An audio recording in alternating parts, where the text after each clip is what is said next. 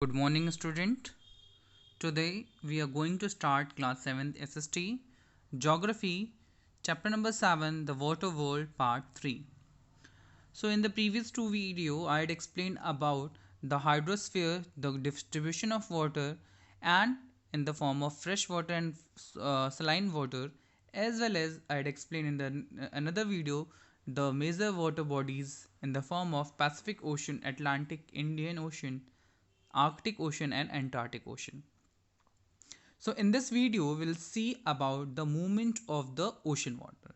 So ocean water moves vertically and horizontally in the both way. So there are many factors which affect the movement of water. It's like the temperature, the salinity.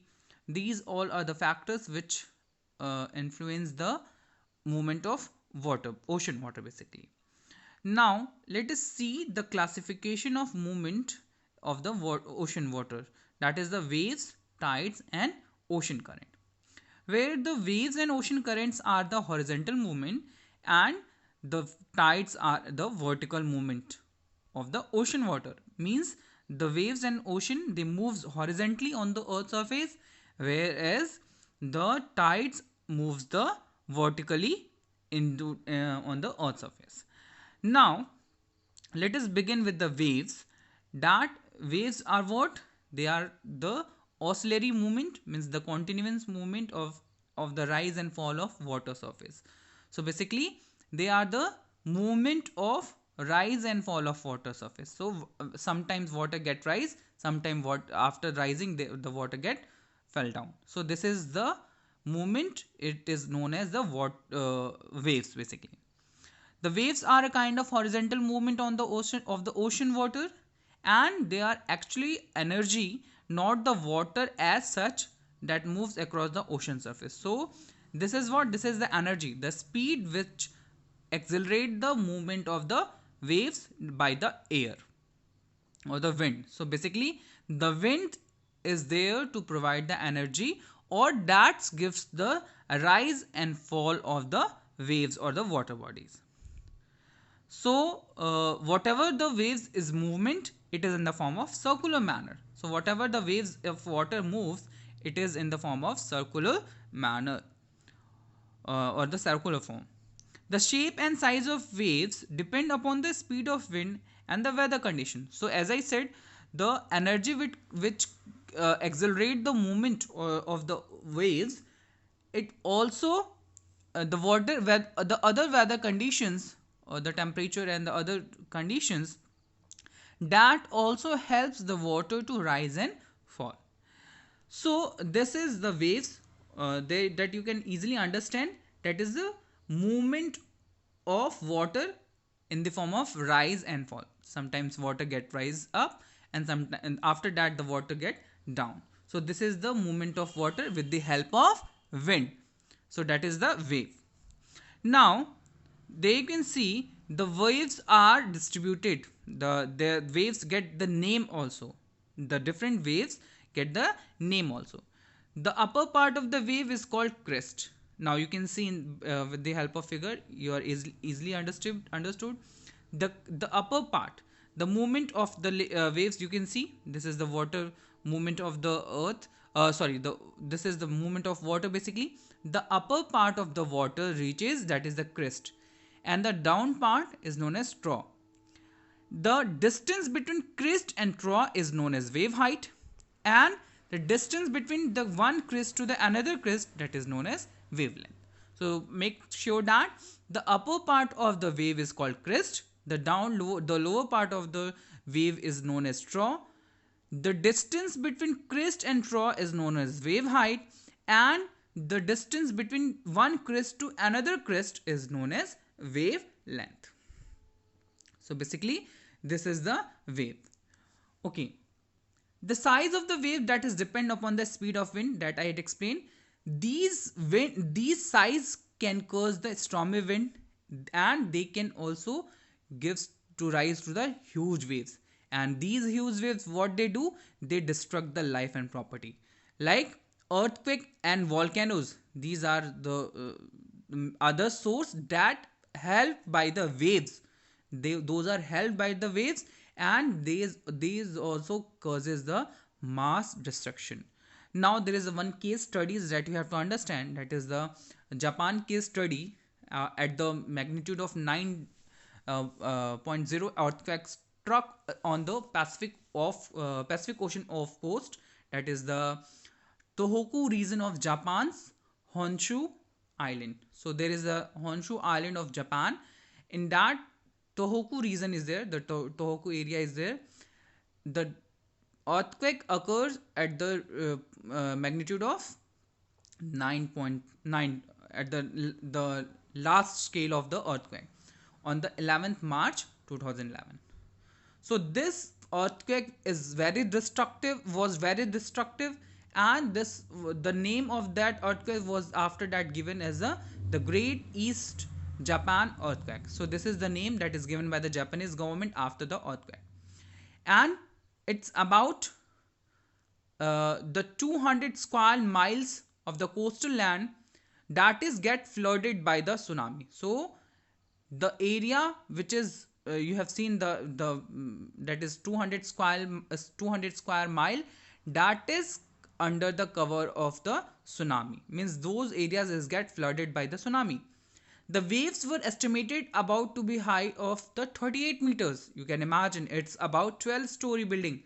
So the waves that causes the triggered to the Japan Honshu Island, that is more than the 38 meter.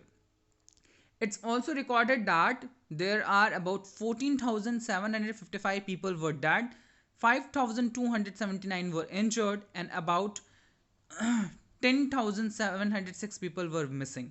So this was the data that is given after the earthquake. These peoples were get died, or the affected by the great tsunami, and about 5 lakh peoples were forced to evacuate, means they were forced to leave the place of the Honshu or the Tohoku region.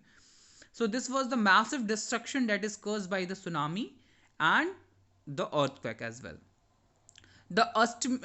In the addition of the tsunami and the earthquake, the explosion is also there, and gas leak at the 3 nuclear reactor of the Fukushima Daiichi nuclear power station. So in the Japan again, the 3 nuclear reactors, they get exploded, and the poisonous gas is there, they all get released or leaked basically in the Japan. So these also get mixed with the atmosphere and water sources, and it create the nuclear emergency, means the nuclear radioactives were started mixing with the water bodies as well as the atmosphere. So this create the environment that is not fit for the people, those who are living in those areas. The direct economic loss from the earthquake and tsunami and the nuclear disaster is about $300 billion into the Japan. So this was the most expensive natural disaster in the history. So this creates a various destruction in the Japan. So this is the example of waves that we have studied. So now next move to the next that is the tides. So there you can see some of the pictures of the tsunami that is struck at the Japan. That is, you can see how destructive it was, and how much debris are there that is led by the tsunami and the earthquake. Now moving to the next movement of the water body is the tide. So basically tide is what? It is the periodical rise and fall of the sea levels. So it is periodical, means this movement is fixed. They might be they are the fixed movement. They are also rise and fall, and sometimes the sea level get rise and sometimes sea level get down, or the fall basically. So this is because of the combination effect of gravitational force. So the gravitational force that is exerted by sun, moon, and the rotation of earth.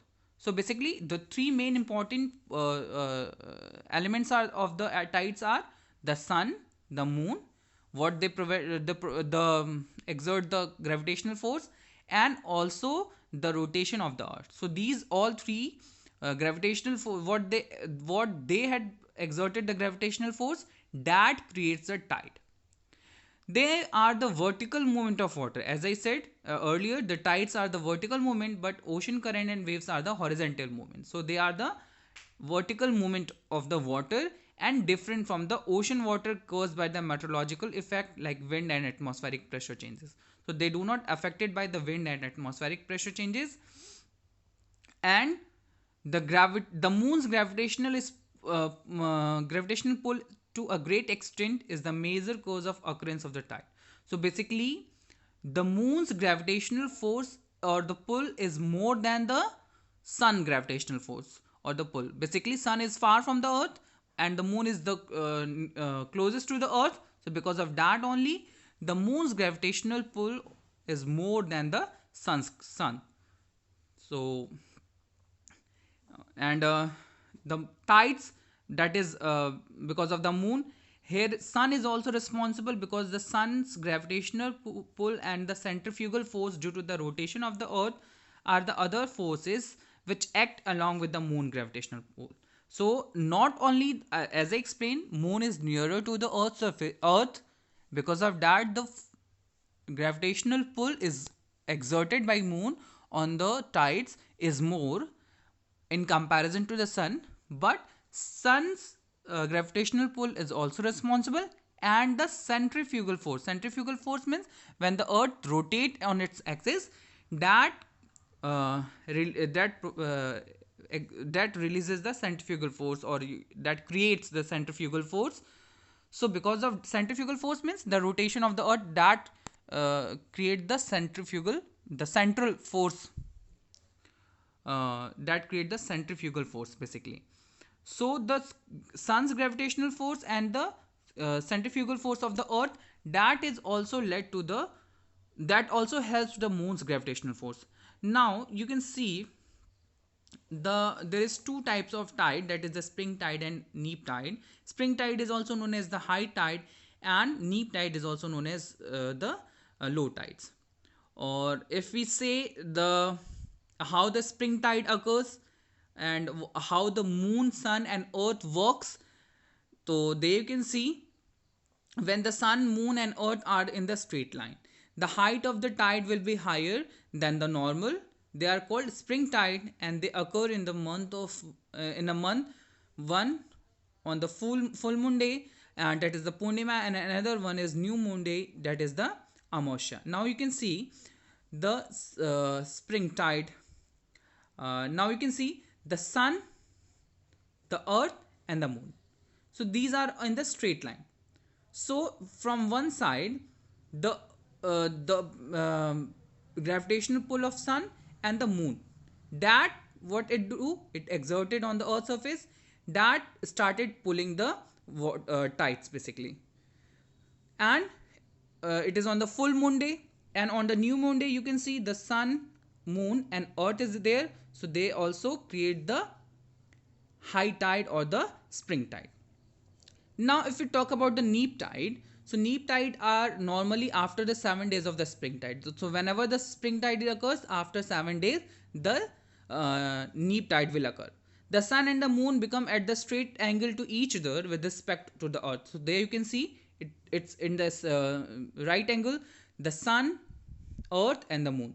In the first quarter of moon and the third quarter of moon, you can see the sun, earth and the moon. So this is the this form the right angle to each other with the respect of the earth. So the gravitational force of the sun and the moon tend counteract to one each other. So here the gravitational force is less than the spring tide because of the position of the sun and the moon. So because of position of sun and moon, the gravitational force is less. Because of that, the tide which rises in these rays were less than the tide rises in the spring tide. The tide during this period will be lower than the normal, which is called neap tide. They also occur twice in a month during the first quarter moon and the last quarter moon. So this is the two types of tides, that is spring tide and the neap tides. And the highest tide is in the world is occur in the Bay of Fundy in Canada. So basically in Canada, the Bay of Fundy is there where the highest tide occurs. Now you can see the spring tide in the full moon on the full moon and the new moon. Now you can see the sun, earth and moon in the straight line. So the gravitational pull by the sun and the moon, that creates the spring tide, means the rise of water is more than the neap tide. On the new moon also, there you can see the on the Amasya, the sun the sorry the sun is the sun moon is the moon is in between the sun and earth.